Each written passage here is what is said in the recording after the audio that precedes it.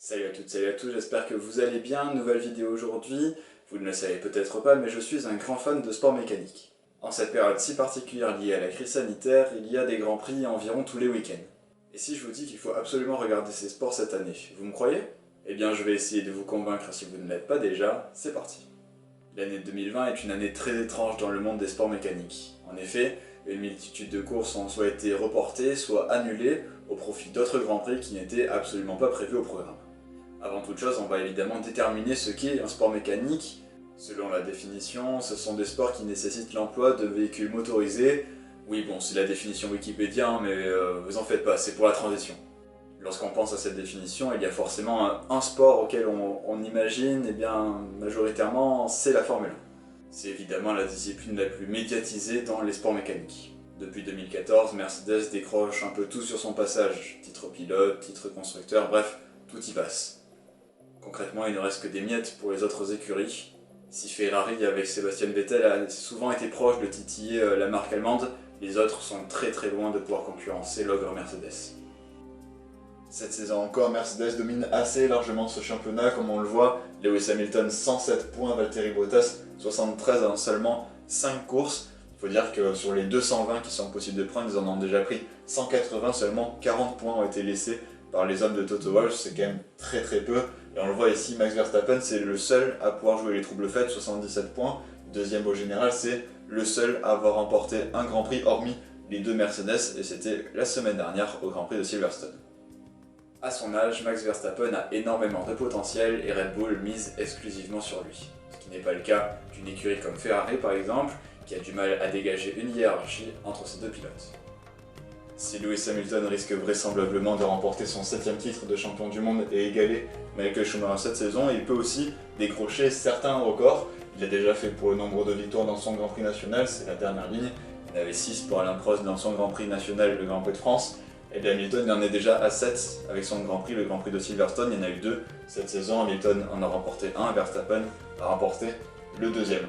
Le nombre de podiums, il vient de l'égaler, 155 pour Michael Schumacher, 155 pour Lewis Hamilton. C'est un enjeu de ce week-end, il pourrait battre ce record détenu par le champion allemand.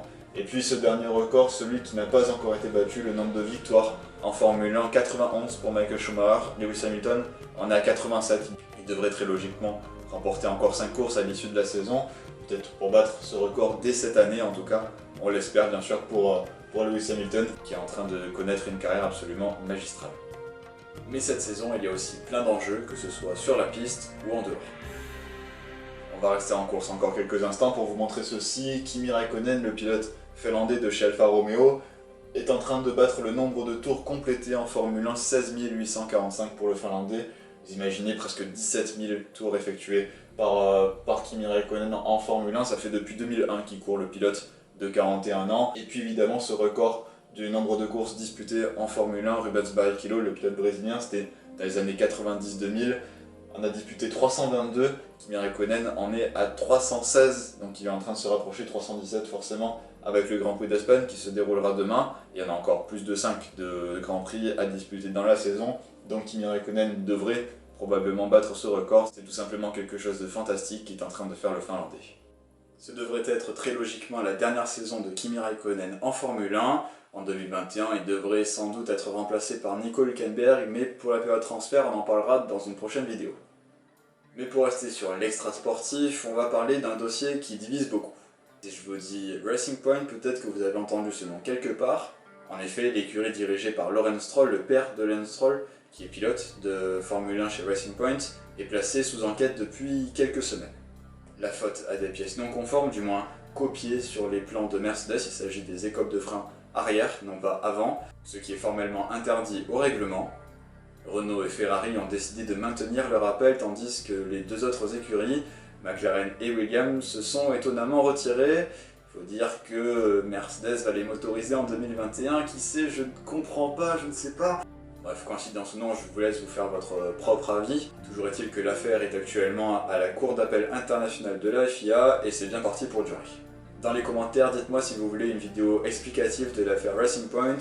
J'ai trouvé une vidéo qui va peut-être vous intéresser, elle détaille très bien l'affaire. Elle va apparaître juste ici, à votre écran, sinon dans la barre de description bien sûr. Il y a énormément de choses à dire, donc faites-vous plaisir. Et puis on fait un point bien sûr sur les Français, ils sont 3 cette saison avec Esteban Ocon notamment qui a réussi à retrouver un volant, c'est du côté de Renault cette saison et ça se déroule plutôt bien pour le jeune Français de 23 ans, 10e au classement général avec 16 points à son actif même si Ricciardo le domine.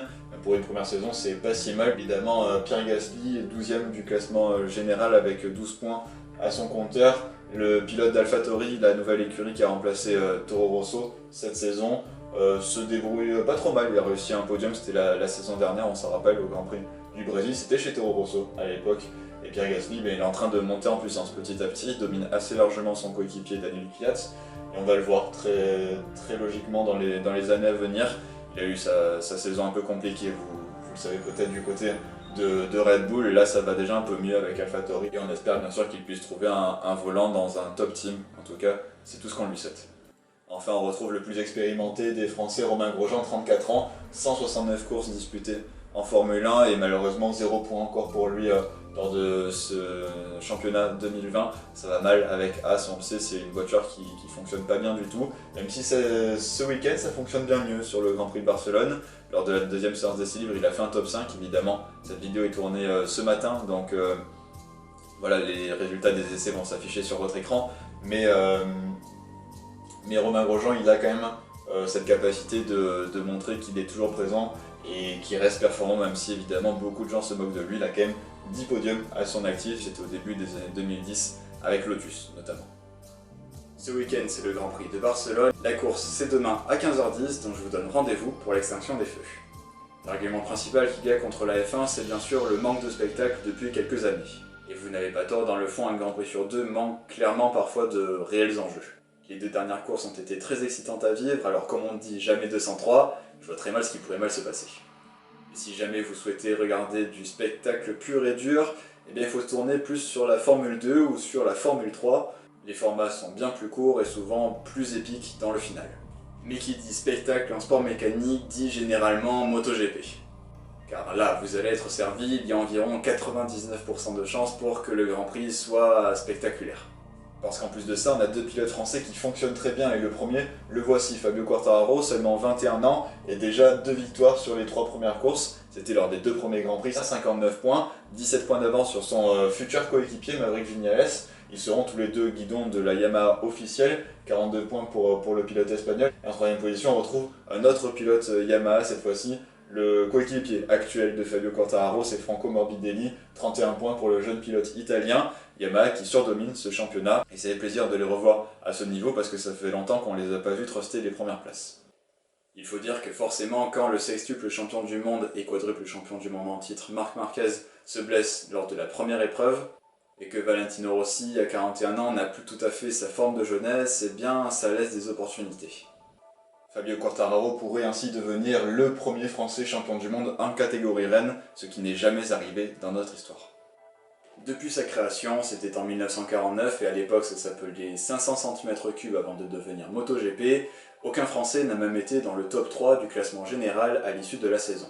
Fabio Quartararo est donc en train de réaliser quelque chose d'historique, qui plus est à son âge, et on espère qu'il ira jusqu'au bout. Car un Français peut aussi en cacher un autre. Johann Zarco a connu une saison 2019 très compliquée chez KTM, mais avec sa nouvelle écurie Avintia, il retrouve un peu ce niveau qu'il avait eu en 2017 lors de sa première saison en MotoGP, et on le voit à un 6ème au classement général avec 28 points. Il a signé sa première pole position cette saison, c'était la semaine dernière en République tchèque, il a même décroché une 3ème place pour Johann. Fabio Quartararo et Johann Zarco qui seront vraiment à suivre dans les prochaines semaines. Là aussi, rendez-vous demain à 14h pour le Grand Prix d'Autriche, les résultats s'affichent juste ici pour les essais, bien sûr qui se sont déroulés cet après-midi. Il faudra faire attention évidemment au KTM de Paul Espargaro et de Brad Binder, le premier sud-africain à remporter une course en MotoGP. Sur leur terre, ils vont évidemment avoir à cœur de briller. Ça a été confirmé ce matin, Andrea Dovizioso ne sera plus chez Ducati l'année prochaine. Le pilote italien n'a plus aucune pression mais veut retrouver un guidon l'année prochaine et sera donc à surveiller. Les Français aussi seront présents et auront une très belle carte à jouer, donc la course risque d'être palpitante. Et si vous voulez encore plus de spectacles, il faut se tourner encore une fois vers les catégories inférieures, la Moto 2 et la Moto 3. La Moto 3 c'est absolument fou parce qu'ils sont 4 ou 5 de front dans un virage où il n'y en a que 2 qui peuvent passer. C'est vraiment un très beau spectacle, donc si jamais vous ne voulez pas vous ennuyer, eh bien ce spectacle est fait pour vous. Je vais en oublier certains, excusez-moi, mais je vais passer en revue maintenant les différents sports mécaniques un peu moins médiatisés, et on commence tout de suite par la Formule E, la formule électrique. La fin de saison c'était ce jeudi, avec un programme très chargé, 6 courses en seulement 8 jours, oui c'est possible, et c'est un Portugais, António Félix da Costa, qui décroche son premier titre de champion du monde de Formule électrique avec 158 points, une marge assez confortable sur les deux ex-pilotes de Formule 1 que sont Stoffel Vandoorne et Jean-Éric Vergne. Stoffel Vandoorne, le pilote belge qui a remporté la dernière course du côté de Berlin et qui du coup dépasse le pilote français pour seulement un petit point, 87 contre 86 points. Le Français, qui était double champion du monde en titre, s'est donc incliné face à son coéquipier, mais a à cœur de prendre sa revanche. Ce sera à suivre dans quelques temps, puisque la 7ème saison de Formule E ne débutera pas avant le 16 janvier prochain, ce sera à Santiago, au Chili. Le rallye WRC ne reprendra qu'en septembre, mais encore une fois, un Français domine le championnat. Depuis 2003, aucun pilote non français a remporté le titre de champion du monde. En 2019, c'est chose faite avec Ott Tänak, le pilote estonien. Il ne faut évidemment pas tirer de conclusions hâtives, mais Sébastien Ogier est déjà pas mal parti dans ce début de championnat. Après 3 courses, il a déjà 8 points d'avance sur Alfyn Evans et 20 points sur Thierry Neuville, les 3 pilotes qu'on retrouve ici qui ont remporté les 3 premières courses. Thierry Neuville, c'était le premier rallye, Alfyn Evans le deuxième, et Sébastien Ogier du côté du Mexique. La saison est encore loin d'être terminée puisqu'il reste encore 5 rallyes à disputer, donc tout peut encore se jouer, et d'ici là, ça promet beaucoup. Enfin, juste un mot sur l'IndyCar qui est très schématiquement la Formule 1 aux États-Unis. Simon Pagenaud, le français, qui est deuxième avec 195 points. Le classement général qui est dominé par le néo-zélandais Scott Dixon. Alors bon, évidemment le décompte des points n'est pas le même, hein. Le vainqueur prend 50 points, après 6 courses ça se voit, 244 points, il a remporté les 3 premières courses. Scott Dixon, Pagenaud qui a remporté la dernière course juste avant ce week-end. Joseph Newgarden, le coéquipier de Pagenaud, est 3ème avec seulement 4 points de retard sur le français. Nous sommes seulement à la mi-saison puisqu'il reste encore 6 courses à disputer, donc beaucoup de choses peuvent encore se passer, en espérant bien sûr que Simon Pagenaud puisse aller chercher le néo-zélandais et remporter ce fameux titre.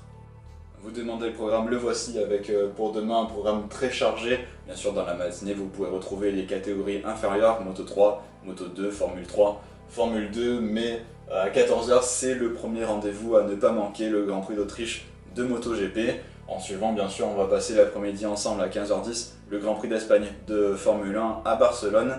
Et puis, bien sûr, à 19 h, vous retrouvez les qualifications pour les 500 miles d'Indianapolis. C'est une des courses mythiques en IndyCar. Si jamais vous voulez vous y intéresser, eh bien c'est ici que ça se passe à 19 h. Il y a un pilote que vous connaissez peut-être bien qui va rejoindre la Formule 1 l'année prochaine, Fernando Alonso, qui y participe et qui est déjà rentré dans le mur lors des essais libres. Alors voilà, n'hésitez pas bien sûr à y jeter un coup d'œil parce que ça va être du très beau spectacle. C'est la fin de cette vidéo, j'espère qu'elle vous aura plu. Si c'est le cas, n'hésitez pas à laisser un petit pouce en l'air et à vous abonner, ça me ferait super plaisir. Pendant ce temps, moi je vous dis à très vite dans une prochaine vidéo. Prenez soin de vous, prenez soin des autres, mais surtout restez connectés. Ciao!